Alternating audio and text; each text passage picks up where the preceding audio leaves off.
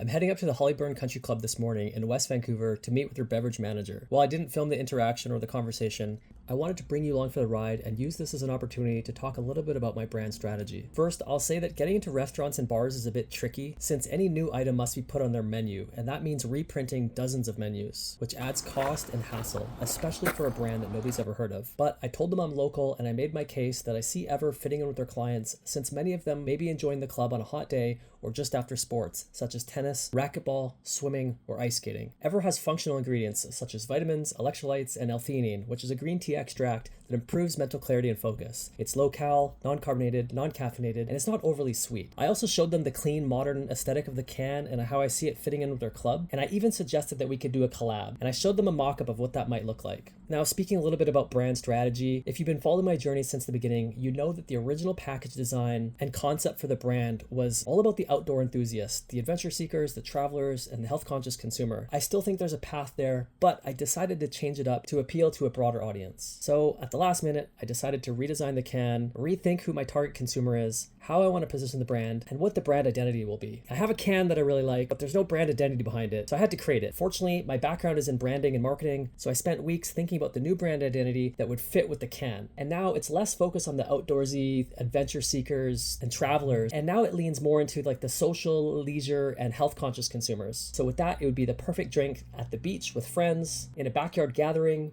at lunch, after sports, really anytime you want a really clean, refreshing beverage that also has some functional benefits. So part of the new identity and brand strategy is to approach health and fitness clubs and country clubs. So while I didn't get a deal done today, I am building that relationship and keeping those lines of communication open. Hopefully at some point we'll see Ever at the Hollyburn Country Club. Stay tuned.